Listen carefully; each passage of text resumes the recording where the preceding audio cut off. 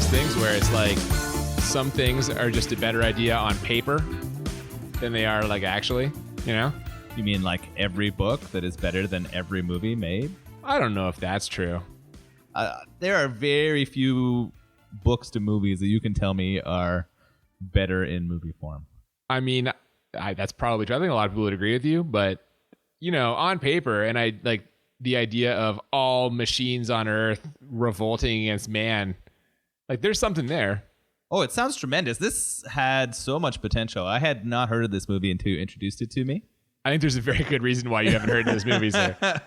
Oh, but there's so many big names around this thing. Not really. It's just Stephen King. Every name is Stephen King. Written by Stephen King. Screenplay by Stephen King. Directed by Stephen King. I guess that's fair. It's a pretty big name, though.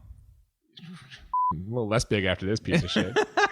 You are so grumpy. We're gonna have to pull Cooper out of his funk here. You know what? The way I feel this week is the way you felt when we watched Cocktail. Yeah. You being like, when is Tom Cruise going to start sleeping with more women, is me being like, when are the machines going to start doing more cool shit? I don't know, man. I was excited for this, and it kind of let me down. So I need to apologize to you this week. I'm sorry, Cooper. This wasn't your... The machines didn't do as much awesome killing as we thought they would, although they have a pretty good kill roll. Maybe we should introduce the movie and ourselves on the podcast here. This is Bad Movies and Beer. I'm Cooper. And I'm Nolan. And today we are talking about Maximum Overdrive, which is on a ton of lists of like the, you know, worst movies of all time. Just a giant bomb, I think. It was terrible. Yes, you're correct. It was really awful. Written and directed by Stephen King. Stephen King's very first directorial debut. And only, yeah. After this, they're like, no, I'm sorry, Stephen.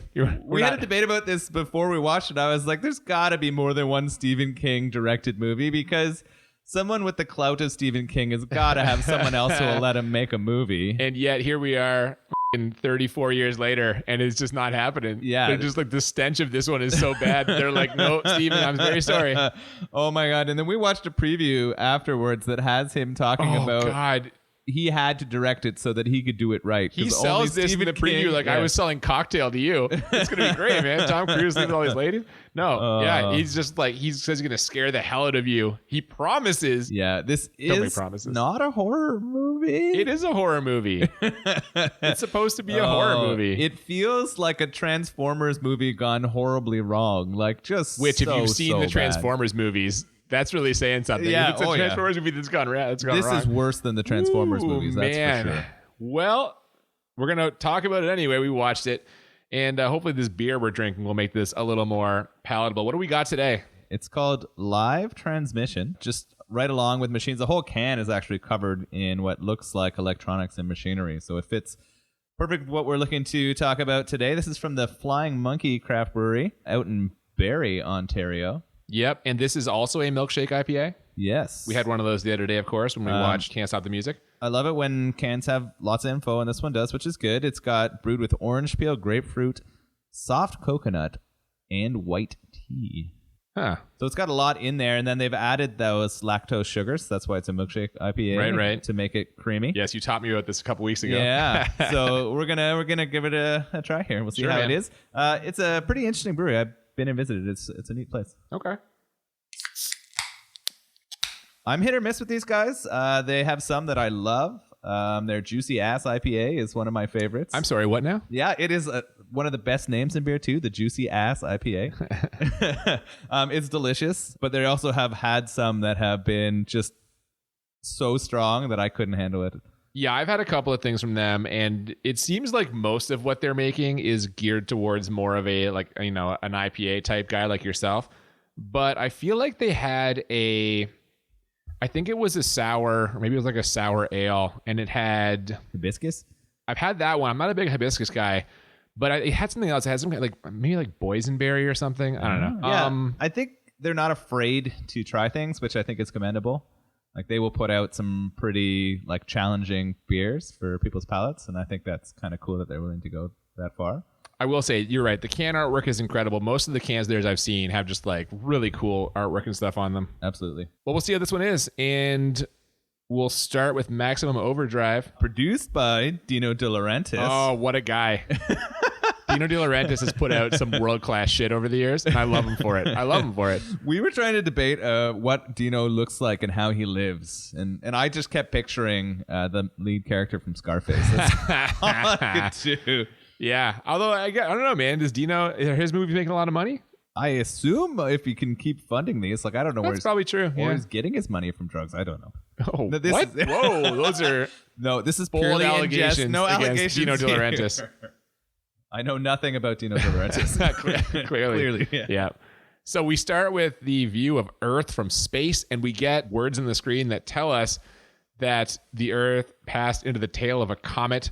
Actually, the extraordinarily diffuse tail is what it says. I don't know what that means. Like 7 paragraphs popped up on the screen that you had to read as the Earth was there getting covered in this weird green funkiness from a comet. It's a comet, and they're going to be the Earth will be in the tail of the comet for about 8+ days, 8 days, some hours. And we see this kind of green animation encircling the Earth. And then we're on Earth in Wilmington, North Carolina. And the first thing we see is a bank with a like scrolling sign above it, a light up sign that says "F you." Just says "F you." Yeah, which is pretty hilarious. And then right away we have the sighting of the director putting himself in the movie. Stephen King is the first person we see in this movie. He walks up to an ATM and he's not a good actor. Let's put it there. I feel like he's put himself in a ton of the movies he's like written the books for, though. He shows up a lot on screen, doesn't he? Yes, I know he insisted on being in Creepshow, which is a movie that we might watch someday.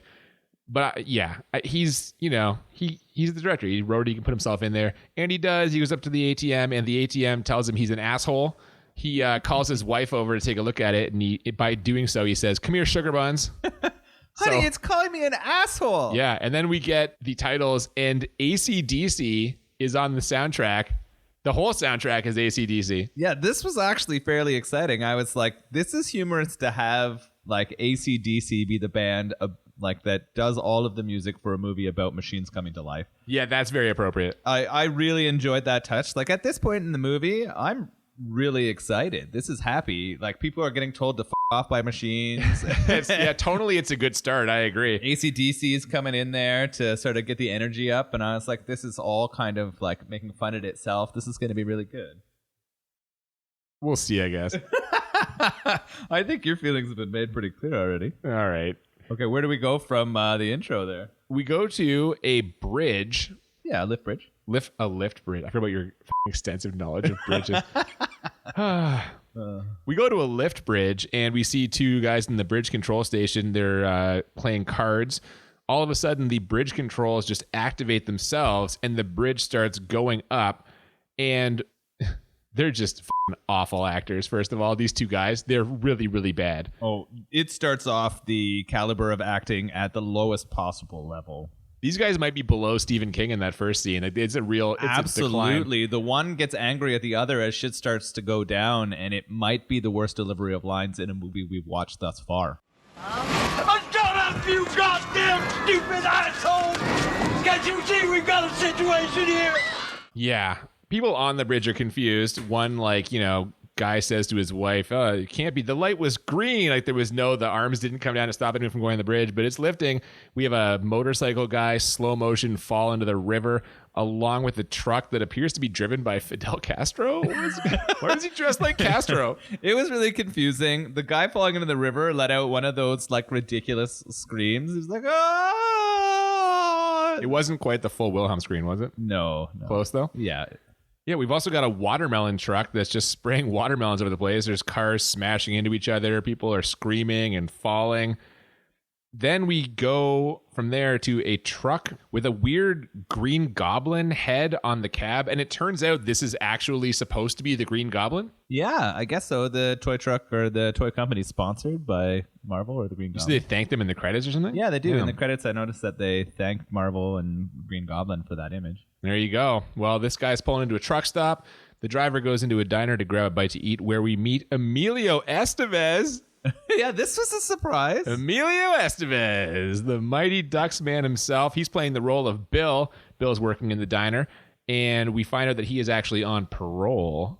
He's on kind of like a work release program.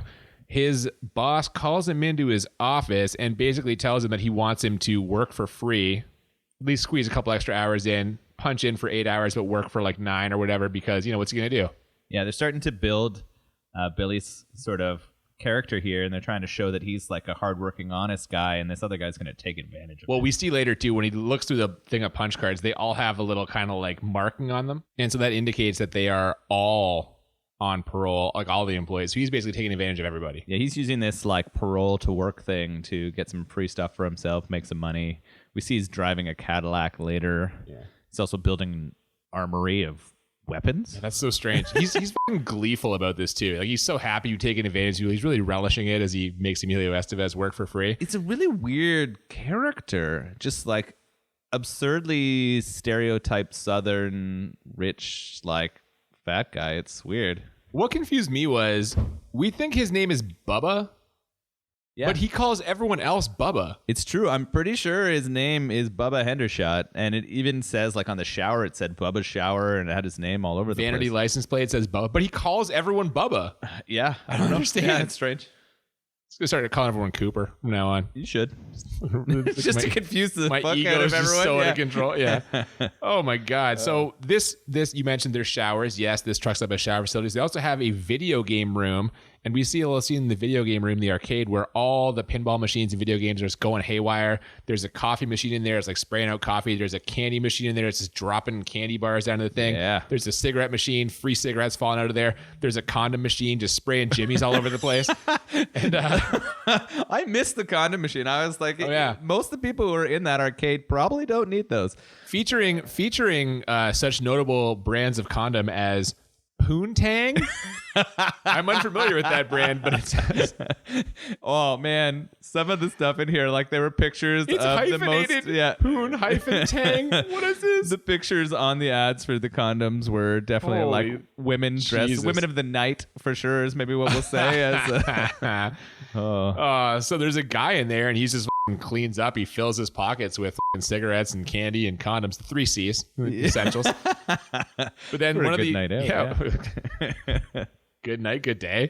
Yeah, man. But one of the arcade games kind of like hypnotizes him, and he touches it and gets electrocuted. So a lot of weird stuff's happening. We start seeing more weird stuff. One of the guys at the gas station, one of the attendants, goes to pump gas into this truck, but it's not coming out. Then he looks down the barrel of the pump, and it just sprays diesel in his eyes. He acts like he got shot. Yeah, this is one of those moments where they set it up super long beforehand. You can tell what's about to happen, and you're just like, oh, don't do it. Don't look down there. You never look into a loaded gun, or you never look into I love gas that pump. We get the shot like from the point of view of as if someone was inside the gas pump, like looking out through the edge. Oh my God. Just pours in his face, and he's blind instantly. You can't say anything. I don't know what would happen if you got diesel in your eyes, but I feel like you could wash it out reasonably well. I don't know. He takes a direct hit. I feel like it's going to hurt for sure. Maybe he doesn't oversell it. I don't know.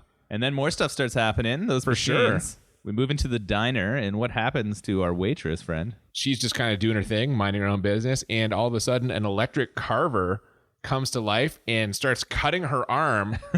Some sketchy makeup effects there. God, yeah. She like knocks it off the counter. It ends up trying to like cut her feet. Yeah, it's trying to cut through her sneakers. They run in. Emilio Estevez luckily gets it out of the way. They kind of get her cleared, and he smashes it with a hammer. It was funny. It was just ridiculous to see that one come to life. Some of the things that come to life, some of the machines are like kind of convincing and make sense. And then other stuff is an absolute just baffling show. For sure, man. For sure. Speaking of which, we see some scenes at a kid's softball game, which they appear to be playing like on a beach. Yeah, this was really confusing. They show a kid hit a home run or like going for a home run, and when he dives to go into home plate, he is literally on a beach volleyball court. There's so much sand on that infield. That's crazy. But, whatever. He's safe, I guess. They're going to celebrate. Some guy who's either the coach or he's like a... Yeah, he's coach. The coach goes to get the kid some pops to celebrate the big win. Yeah, hits up the soda machine, but the soda machine starts spitting out cans. And this was actually great because the first one, he just drills him right in the dick and balls. And of course he crumples. He crumples immediately. Then logically, the next thing, he takes one in the chest. Yeah, and he goes down a little further. And then he eats one right in the face. Now, this one was crazy because the face shot can like breaks his skull, and then there's like a huge can mark and blood everywhere. There's a dent in the shape of a can. Oh my god! And then it starts going after the kids on the team when they come to my find god! out. The kid looks at him and he sees it and he's like, "Oh my god!" And the kid happens to be the guy who plays catcher. Luckily, he's got his mask with him. He fucking throws the mask on. The thing's launching pop cans and they're bouncing off the catcher mask. This scene, this is where I'm like, this is gonna be fucking great. I had high expectations based off this scene. It was really good. It was funny. We learned that boy's name is Deke, and he continues throughout that story. He seems to be the only one who makes it out of this fucking baseball game. Yeah, he fucking runs and he's all right, but one of his teammates gets mowed over by a steamroller, which is also like a pretty good death. Just rolls across. The kid gets his leg caught in a bike, and a steamroller just squashes him. Literally, just squashes them flat. And so some of these deaths are pretty entertaining at this point. Like, this is good comedy horror. Like, I don't know how Stephen King thought this shit was scary when he made it, but maybe it was just, I don't know if it's dated or what it is. Stephen King can write some good horror, so I was confused at why he thought this was going to be like, write some good horror people. books. Yeah. Okay. Yeah, but fair. writing and directing are not the same thing, as we are learning from watching this. We cut to a guy who has driving his car. He's got a young female hitchhiker in the car. Turns out he's a Bible salesman and kind of a fucking sleaze because he tries to make a move on her. He's got the hand on the leg. He keeps trying to grope her crotch, like continuously going down there. She threatens to like cut his hand or hurt him a couple times. Yeah, but he keeps going right back there, putting the hand back on. They hear a radio announcement about things just going crazy. She gets him to pull off at the truck stop, same where Emilio Estevez is at, and tells him to eat her shorts.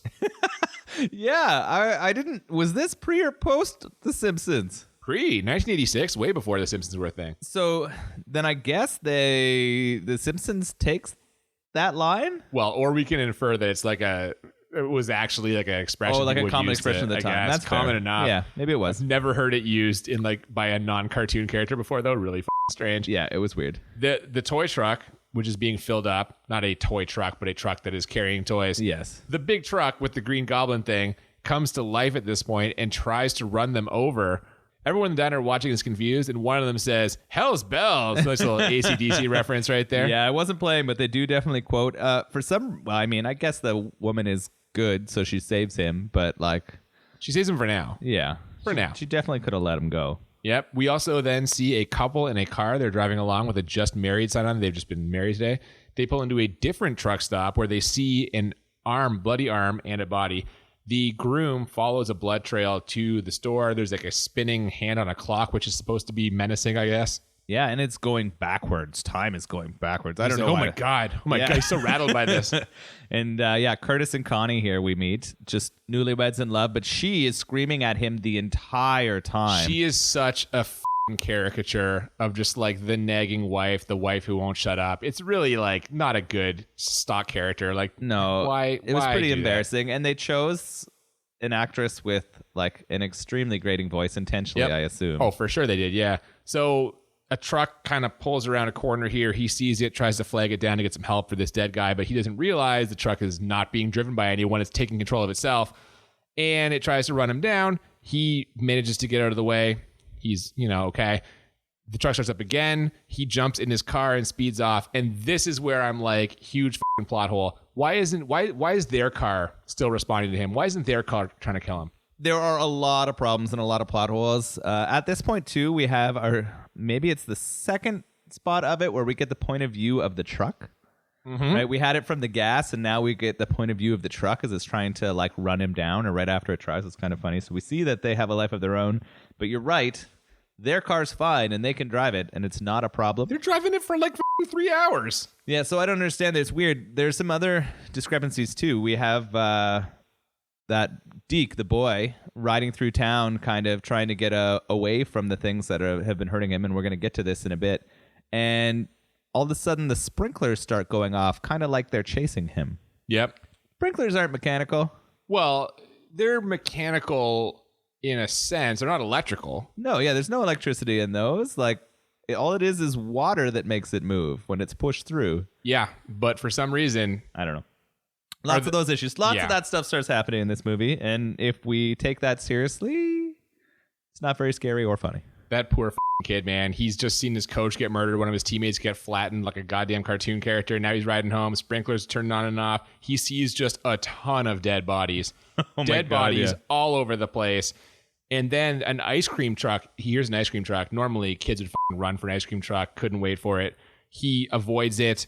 We get a lot of ominous shots of this lawnmower covered in blood. Sure enough, it comes to life, starts chasing him. This poor kid is never going to be able to sleep again for the rest of his life. Yeah, it's a mess. Like, that poor kid is going to be haunted forever. Now, back at the truck stop, we've got the beginning of a little romantic relationship here. Emilio Estevez kind of checking out like the truck that was carrying the toys with the Green Goblin.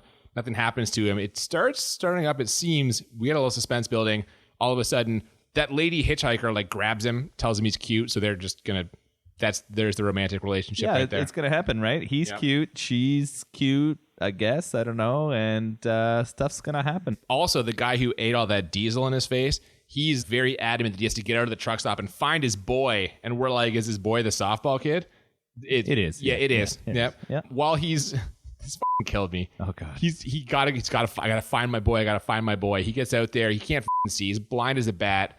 He's pulls out his car keys, drops them, and while this is happening, the truck is revving up and just barreling towards him. And even though he can't see, did they say anything about him getting any of the diesel like in his ears? Why can't he hear this fucking truck getting closer? He doesn't even move. He definitely should have heard it both start moving towards him. He just stands there lamely. This happens a lot in this movie. I guess when you need like vehicles to be the thing that kills people can't run in different directions or dodge or do anything, right? Man. So he stood there and just gets smoked. But at least he's blind. When this happens later on in the movie, guys just stand there staring at it, screaming as it runs him over. That makes no sense. He doesn't see it coming. He should hear it, but whatever. So he's dead now. He got run over real good. Then the truck also smashes into another truck carrying garbage and dumps a bunch of garbage on the Bible salesman's car. Yeah, I think he even described himself as a preacher, and he's got this nice new Cadillac, and he was not okay. No, he ran outside to like confront the truck. He yells, "You want to rock and roll?" The truck reverses and like same thing. It's driving towards him, and he does try to run. I'll give him credit, but he runs in a straight line. There's a truck. Trucks can't really turn quickly or like whatever. Just run 3 feet to the left, man. No, straight line. Truck backs into him, knocks him into like a creek or some bushes or something. Knocks him down the ravine. God damn it. Just move to the side. Oh. And this is where the caravan of trucks starts getting going, start honking and revving up and driving around the diner in a very menacing way. Yeah, they're circling the building. We go back to the married couple. They are driving. They also see a lot of trucks heading in kind of the other way, the other direction. And all of a sudden, as they're driving, a giant truck just comes out of like the bushes. It just drives from the side of the road onto the road. I don't know where it was hiding. It was crazy. This giant Mack truck, they narrowly avoid getting hit, and the groom decides to make a comment about shitting his pants. Yeah, the exact quote was, "I think I just loaded my pants." He starts becoming a weird comic relief in this movie. I don't know either, man. They got a little chase scene right now. The truck is chasing them. He manages to like get away from it by turning. So if only the Bible salesman done that. Yeah, it was smart. He actually uses the on and off ramps to get away from a truck, which makes sense. His car is still working fine though, like you said. So no problems with his car. Why is that? Why is his car working fine? Whatever, man. Giant explosion. That truck's toast. But now they see the sign for the truck stop where everyone else is. And they're going to head there to like find a phone to call the police. Time to go to the Dixie Boy. Right away, we're just there. They get there. They see the circling trucks. His mouthy wife taunts him. Connie, yeah. Yeah. Well, what are you going to do now? Yeah. He's gearing up to kind of shoot right through a hole in the truck circle. And he pretty much does. And like, I've been wrong about so many things in this podcast. This is really funny. He just zips through it as he's doing it. I'm like, oh, that was so easy. Then they immediately get clipped and the car flips and like doesn't explode, even though every other car explodes when it's like touched, knocked down, shot, breathed on. But then Connie gets stuck in the car. Her seatbelt has trapped her. But luckily, Bill and the sort of hitchhiker lady run out to rescue them. Well, she's running. She's got a straight razor in her boot. Yeah, I don't know. Yeah, I guess if you're going to hitchhike, you got to be. She's ready to slash a motherfucker if they're messing with her. Yeah, she threatens it too. Yeah, Surprised so Preacher didn't lose a finger. The trucks are kind of like menacing them, and all of a sudden, Bubba, the boss man, steps out with a bazooka. This was out of nowhere. He just got a bazooka. This is where we learn this guy has a lot of guns and for no reason, and he starts blowing up trucks. Yeah. We're here, and like after he blows them up and they head back inside, we get something that I know you are gonna give a +1 to this movie for it. Oh, yeah. They worked the title in right here. This is great. Yeah. Emilio Estevez and the hitchhiker are flirting. And she said that she had these plans to go down to Florida, at least until all the things went into maximum overdrive. And I was like, yes, sir. A little fist pump for me for that one. Yeah, they did it. Yeah. We see some planes that are flying themselves at this point. One of them seems to be almost kind of chasing the softball kid. Yeah, that was weird. I had hoped maybe it would have been too expensive, but it would have been cool for them to actually incorporate some of those into like explosions or Yeah, things around. the closest we see is one of them is like smashed into a school bus. It's sitting like vertically in a school bus later on. It's kind of a throwaway moment. Yeah, it was there. weird. It's lodged itself. I guess it was cheaper to set Budget. that Gotta up be than, budget. Yeah, than to actually explode a plane into a school bus. Yep. But yeah. So back at the truck stop, Emilio Estevez stands up to his boss. They find the giant weapon cache. He's trying to put a plan together here. His boss confronts him. He stands up to him, and then Estevez goes for the Oscar with a little monologue about his past and how he ended up in jail. Yeah, it's not very convincing to me. Not very convincing to you. He's putting the work in. But immediately after, we transition to post-coitus. Yeah, whatever his intense brooding is opening up a little bit and sharing his past really worked on that hitchhiker because they get down for sure. We also see that the softball kid has actually arrived. He's made it to the truck stop. And this is where I was like, part of me really hopes that he gets Scatman right here. Like he travels. We spent all this time watching him travel there. I hope he gets him, just immediately gets run over. That'd be so hilarious. Didn't happen. No, I mean, happen. It's hard to cheer for a kid to get murdered in a show. But I do agree that the fact that he worked so hard and was so clever up to this point is always interesting when they choose to make that left turn for you in the movie. I just thought it was possible. I'm like, that would be hilarious after investing all that time in his journey. Yes. Post-coitus, Estevez and the hitchhiker, who, by the way, tells him, You sure make love like a hero. Yeah, this was out of nowhere. We just sort of have them in bed together after they've had this thing. And maybe it's like, this might be our last night on Earth kind of sex. I was think trying to so. decide Yeah. why it was happening. Like, is this the last chance? But she figures out really quickly that the comet is causing some of this, and that if they can survive for 7 days, they are probably good. she knows so much about comets. She's clearly paying attention to current events. I guess she listens to a lot of radio and she's hitchhiking. But yeah, they see the green sky and stuff. But I want to go back for a second here because I asked you this question like a half hour into this movie. And my question was, we know that Emilio Estevez is the hero of this movie because he's the biggest star. He's Emilio Estevez, right? But if he wasn't famous, I said to you, who's the main character in this movie? And you had no idea. Well, no, it jumps around so much between the kid, the married couple, the hitchhiker, Other random people. tons of people at this place that you really had no idea. And I think that's part of the way that Stephen King writes. Like, he is pretty jumpy in the places that he'll travel in his stories, but it didn't work for building a cohesive, like, protagonist that you wanted to follow and hope that they would be successful and win. Yeah, but this is what I'm getting at, though, because she says he makes love like a hero, and I believe a couple of other characters at this point reference him as, like, they refer to him as hero. Yeah. So it's almost like they're, like, telling us, we haven't set this up story-wise, but yeah, he's the hero. We're just going to tell you by being like, he is the hero. Like, They definitely took the easy way out on that one, right? They, instead of actually building up that he was that person. And I guess he's kind of having those moments where he stands up to his boss and this other shit that happens. Well, and like you said, they put him as a sympathetic character. He's trying to be an honest, hardworking guy. He's getting screwed over. Yeah. Anyway, he's got a plan. The plan is he's got a little sailing experience. Let's go jump on a boat. We'll sail to a deserted island. Yeah, we're going to get to this island that doesn't have any technology.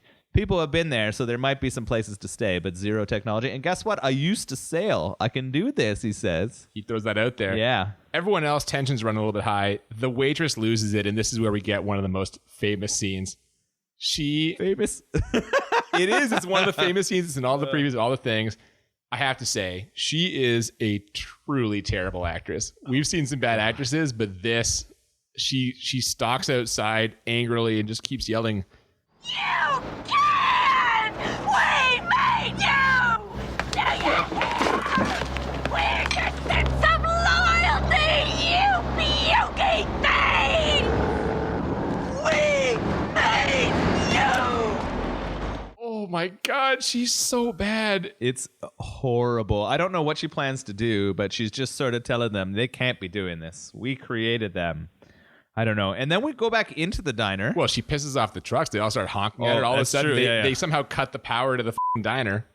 And we get in there, and once the power comes back on, we see the new married couple, and they're definitely doing some hand stuff in a booth. Well, I don't think the. Yeah, this is. It's their night after marriage. This is the night they're supposed to consummate, it hasn't happened because machines have ruined the opportunity. Everyone's trapped in the diner. They're kind of stuck there, the circling trucks, and they're playing cards and they're just having conversations. People are getting drunk, and sure enough, the groom is like finger-banging his wife under like a jacket, like high school movie theater style. Just right inside the diner, and she's laughing like it's the funniest thing in the world. Maybe she's ticklish. I don't know, man. She clearly is, or maybe he's doing it wrong if it's their first time. God. I don't know. Yeah. Oh, now someone theorizes that the trucks are like running out of gas.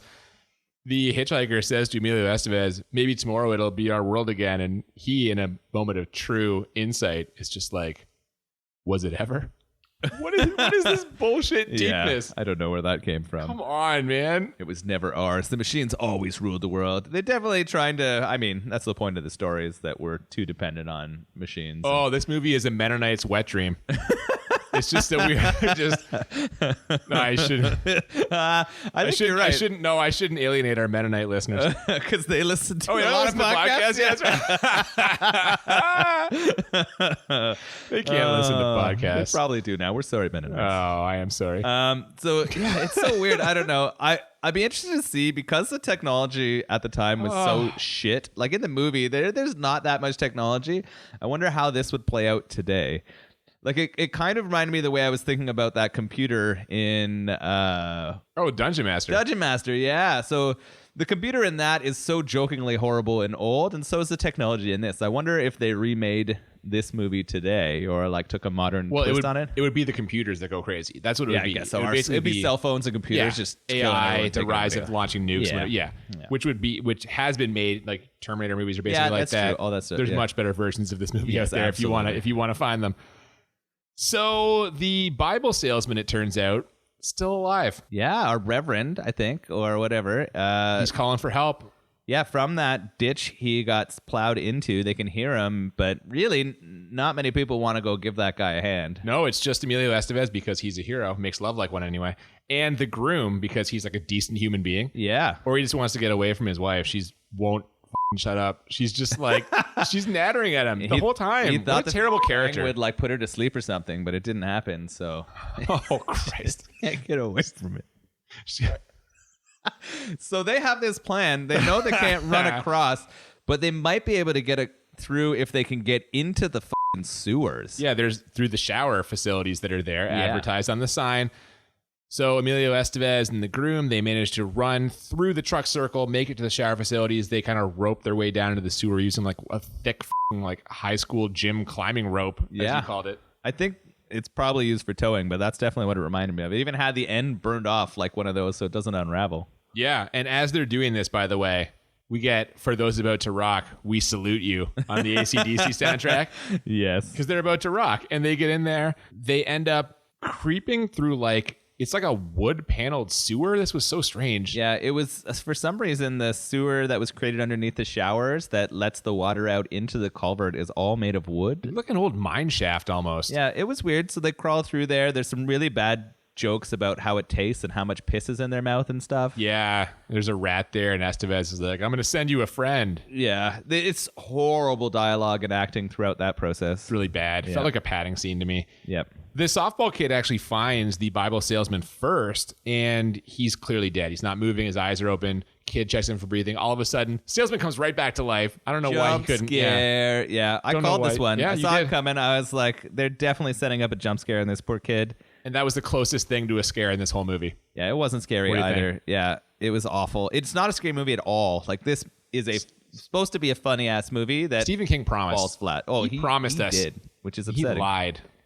Shame on you, Stephen. So this like Bible salesman, reverend guy or whatever he's called, comes back to life and grabs the kid. But instead of being like, he does ask for help, but really he's like, I'm going to kill you if you don't get me out of this pit. And I was like, what the Like, you're gonna take a kid down with you because you're about to go down? The kid's like, I'm a child. I can't drag you. You're too heavy. And he's like, I will murder you. It's just like, Yeah. oh my God. So by the time Emilio Estevez and the groom get there, he actually is dead. Like, by that time, he's expired. This must have been his last kind of dying breath was Imagine to cuss your out a last child. dying breath, as a Bible salesman, is to threaten a We child's already life. know he's not a good guy, though. We saw that with the constant sexual assaults.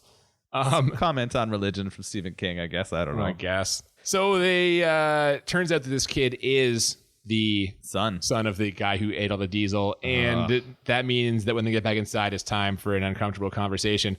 Unless you're Bubba, in which case he's just like, yeah, your dad got mowed down by one of those trucks. Tough break, kid. He literally says tough break, He kid. says, tough break, kid. This is not okay with the hitchhiker. She is like, come on, manners, dude, and comes up and slaps Bubba, which he deserved. Yeah.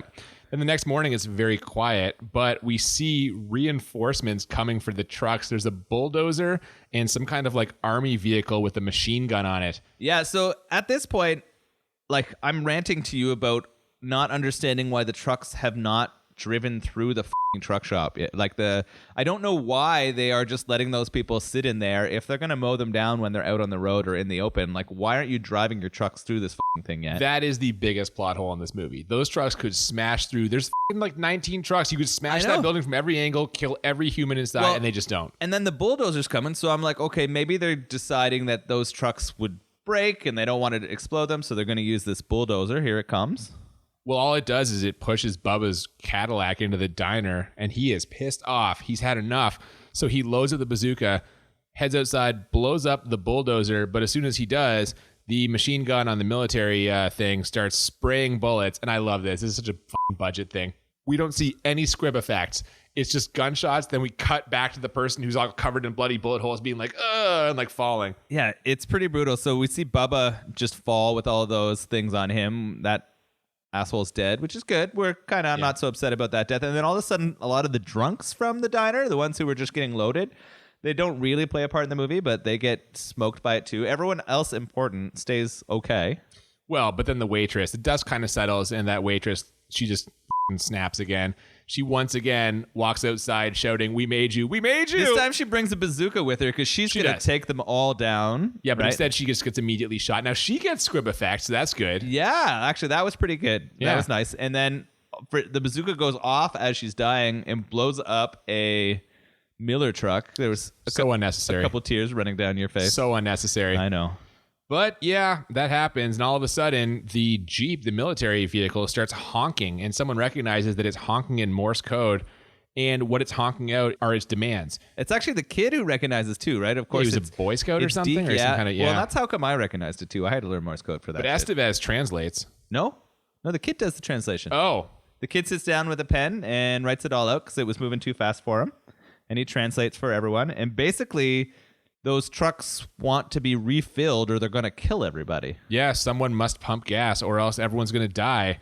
So Emilio Estevez, again taking charge, decides he's going to go turn on the pumps. And then he says, I just hope none of them left home without their American Express cards. and this is the point where I was like, maybe Stephen King should stick to books, you know? It was really bad. Even the actors and people around him couldn't laugh at that piece of shit joke. Yeah. It was awful. It's rough. But you know what? Say this for Estevez. He committed to this. He was like, I'm not just going to come here and catch a paycheck. I'm going to do what the director wants. And then we have about 10 minutes of scenes showing us how gas stations work. Just pumping gas, and then the gas runs out, and then they show us how to refill a gas station. Yeah, we get hours of hot pumping. And for some reason, temperature hot. Pumping gas the entire day exhausts the shit out of these people. Gotta be heat stroke. That's the only thing I can think of. Like, they are all on the verge of death, or at least how it's staggering portrayed. around like they've been like in a war. And all they did was sit there and pump gas. I mean, that's got to be hot and not very fun. Like, boring as But don't they have one of those like shade casting roof things over the pumps? Absolutely, we see that, they right? do, I'm not crazy, but they're all just dropping like flies. Estevez, like, he's like incoherent. Yeah, it doesn't make a lot of sense. I don't understand what Steven was deciding to do here. I mean, a lot of what's happened has gone off the rails in this movie at this point. Well, yeah, that's exactly right.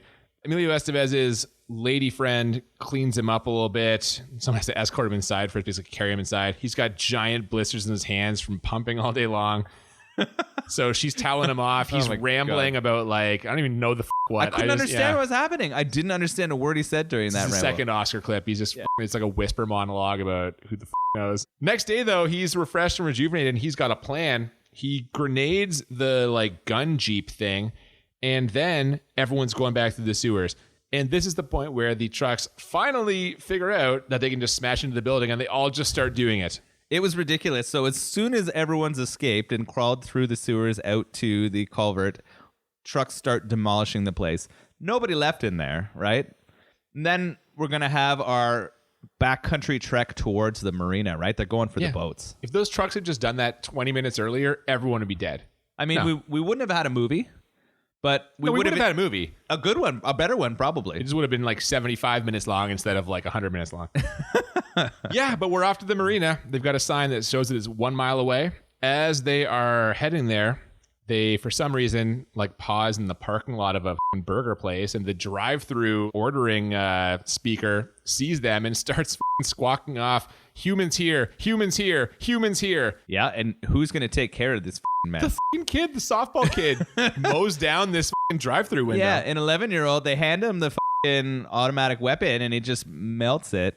I want to go back a sec to when they run over the Dixie gas station. This must have been fun to film. Like, they actually trash this gas station with the trucks and the bulldozer, and then they put in a like fuel tank and explode the whole thing. I think they probably had a lot of fun actually making that scene. That's got to be where most of the budget went. I think so. It was fairly like entertaining and convincing. Why it didn't happen when it should have is the most infuriating thing about the movie, probably. But very much so, yes. Yeah. Yes, definitely. So sorry, we go back to the kid destroying the fast food machine or the sort of what you're speaking to. The ice cream truck from earlier, I guess, has heard the call from this drive-through speaker, and so it's now barreling down. And I started swearing at the television at this point, like repeatedly. One of the most infuriating things to me in movies is when they shoot a vehicle and it explodes. Immediately explodes. Just right away. Giant explosion. We've seen that a few times, and it happens all like 2 bullets. Boom! Yeah. Whole big car explodes. And it just flips, and there's fire everywhere, and I was just so angry. I was like, good, the menacing truck is gone, but I don't know. No, it's... I'm so upset. You're upset with the science behind it? Yes. Yeah. I want a Mythbusters about this, please. There probably is one. If there is, please comment and let me know. Yeah, there should be. The link. There you go. They make it to the marina, but one of the guys there gets distracted by robbing a corpse. Yeah, there's a woman who's been like suffocated by her window. Obviously, why couldn't we see that death? Yeah, that would have been a good death. one. The automatic window keeps coming up, and she's getting more and more frantic. That'd be a great one. Show us that one on camera. They should have. But she has a giant diamond ring, and her arm's out that window. So his name is Brad. I don't know why. I know that, but that's the first time we hear it. Someone's like, "Where's Brad?" Yeah, Brad's robbing that corpse. Robbing the corpse, and guess what shows up? Green Goblin truck. Yes. Truck carrying the toys. It drives straight at him. Brad just stands there, he's screaming, and gets just run over. He goes right in the Green Goblin's mouth as his corpse explodes. Every time someone gets hit by a truck, too, it's just like blood everywhere. I don't know what it would look like. That's what it would look like. Yeah, those trucks are fucking big, man. It's going fast. So. It would destroy a human being. It's true. So that was a pretty nice, messy Green Goblin style death. Who shows up, though, to stop this motherfucker? He's the hero. Yeah. He literally steps out with the bazooka and like bazookas it to a chorus of cheers. And as he does, he says, "Adios, motherfucker." It's his big moment. Oh my god! I know that the rocket goes right into the mouth of the Green Goblin, it does, and that's kind of funny. The eyes light up, and it starts on fire, and then all of a sudden, the whole thing explodes. Yeah, that's a nice touch, actually. Yeah. And then they're off. They're on the boat, and they're heading for the island. But I have several questions. Like, do they have food? You pointed out he couldn't undo the knot that tied the boat. There's a fucking standard like knot. You can't even untie it. So he just gets the hitchhiker's straight razor to cut through the rope. You cut the rope every time you got to untie the boat. Sailor is this guy? These people are pretty sure knots are like the first thing they teach you. Yeah. You can't get on the boat so you can tie a knot. Well, so he has no sailing experience, it seems. They have no food. And they're about to go sail off to an abandoned island. And there's still, like 6 or 7 days of machines controlling the world? Yes, well, we get just an incredible postscript where up on the screen, all of a sudden, we get a little message that 2 days after this, a Russian weather satellite that for some reason is armed with lasers and class 4 nuclear missiles destroyed a UFO in Earth's orbit. Where the did this come from? So what is this? UFOs? Did they run out of money? Like, why did it not end? Is this how the end of, like, if Stephen King wrote this, is this a book? If he wrote it as a book. We were going to film it and we just couldn't figure out a way to do it. Yeah, like, why? I guess. Like, it started with this stupid script and it's ending with another, like, 10 paragraph thing up on the screen. They tacked on what would be the most exciting part of the movie. Yeah, I don't understand. And was it the UFO then that was making all of these come to life? Or was it still the meteor? We don't know. I don't know either. Why wouldn't the satellite be affected? I don't know. Is it just stuff on the planet? I guess. I don't know. This makes no sense. Well, no, there's so many problems and plot holes with this shit. We actually get a little addition to the script on screen. It says the survivors of the Dixie Boy are still survivors. And as we fade out, we get a little footage of the boat drifting off and the bride, Connie. Yeah. She's seasick. I get seasick. She's just, again, nagging her husband. Talking just, about her cookies. Man, what an awful like, oh my God. stock character. And then we get the credits set to the tune of You Shook Me All Night Long. AC/DC, playing the hits. At least they're ending and starting strong. The soundtrack was good. It was just AC/DC's greatest hits is all it was. They were just like, I'll put this here, put this there. Which was close fun. With all, fun You Shook Me All with Night that. Long. There Gotta were be. some pretty bad sound cues on stuff. I don't know if it was their responsibility or somebody else. I don't know, dude. The choices in this, I can see why Stephen King was never again allowed to direct anything. And I am fine with it, for the record. I am great with it. Stick to books, Stephen. Stick to books. Oh, God. It was so promising. This is like Cocktail again. So many of these movies sound like they're going to be wonderful. Just can't get across the finish line. And yeah, Started and hot, it did burned start out. hot too. I know. When are we going to get a movie that starts hot and doesn't burn itself out till the Very end? soon. If I had to guess, I'd say probably in the next 2 weeks. All right, I'm excited for that. I'm really excited. I hope so. Me too, man. I hope so too. All right, so what are we going to rate this thing as? So if you've never listened before, I don't know why you'd be listening chose to this, episode what? 14 first. Maybe you welcome. really love Stephen King. We appreciate you coming. Absolutely. Thanks for being here. We rate this twice, 2 different scales of 1 to 10. We'll do it 1 to 10 for how bad the movie is, and then we'll do 1 to 10 for how enjoyable the movie is. And the goal is to get a movie that is 10 on both scales, or as we know it, crit 20. And I will tell you right now, I'm putting it in play because, in my opinion, this movie is 10 out of 10 bad. You're right. 10 out of 10 bad. Wow, that's immediately it. Yeah, no, there's no debating that it is a 10 out of 10 bad. The acting's a goddamn travesty. It's awful. There's so many inconsistencies in the machines and how Giant they're plot working holes. and what's happening. Movie makes no sense. The dialogue is awful. Awful. There's nothing scary about it. Not even a little bit. The jump scare was the only time where I'm like, this will be the biggest scare in this movie, and it was, but it still wasn't scary. And it was 100% predictable. Nobody who has seen a horror movie in their entire life would be scared by that moment. Yeah. This is really bad. It was awful. And again, so promising. It started out promising. So everyone who had that on their list for awful movies, you're right. It's real bad. Those shit. lists were accurate. Yes. 10 out of 10 bad. How much did you enjoy it, though, on a scale of 1 to 10? The idea is awesome. It's a cool idea. It actually starts out pretty fun. I like the AC/DC intro. I like some of the clever stuff there. I like when it was making fun of itself with Stephen King and the you and the asshole stuff. You're an asshole, yeah. Yeah, I like that. I enjoyed the coach taking it pretty bad and the sports team, and some of the death scenes there are pretty funny. But once we get past the first 20 minutes where they're introducing the idea, the whole thing goes downhill like a garbage dumpster fire. Like, that is where we're at. So I don't know. If it was only that little bit, it would have been good. But because they made me sit through the entire thing, like, I think the enjoyability is a 6. Wow, you're more generous than me. I'm giving it a 5. Wow. Okay. Yeah. Other than the pop can machine is the best thing in this movie. That dude is going like 1 to the dick, 1 to the chest, 1 to the head, and then the catcher mask, yeah. and the kid is like immune to the pop cans. Yeah. Like that to me was really funny. I liked that. And yeah, the starting and then just it f***ing dropped like that biker off the bridge when they opened the bridge. Yeah. Just fell in the river. So yeah, I mean, I'm glad I watched it for the cheesy factor, and to say that I've seen it, I think I'm gonna pull a U here and say I'm probably not ever gonna watch this again. Well, no. Not Are you? Are you gonna? Yeah, No, you're absolutely. not. No, What? never. I'm stunned. Well, there's no chance. Don't waste your time. Don't watch it. Wow. Yeah. I mean, no. If you've never seen it, listen to the podcast while you watch it, so you can something commiserate man. with us. I don't know. Hopefully, some good comes out of this piece of shit movie. Real bad. All right. How about the beer though? I didn't really like it. It's not awful. Like I'm drinking it, I'm not really struggling, but I think what it is the combination of flavors is not really doing it for me. This tastes kind of like, I'm sure at one point in my life I've eaten like a spiced cake with like orange rind or something. That's what this tastes like to me. Yeah. There's definitely a lot of flavor. Looking at their can now, they have the statement on here that normal is weird. And I think that's definitely a calling card of Flying Monkey. They like to definitely throw out some strong and strange flavors. I actually have enjoyed it. I like the white tea and coconut flavor.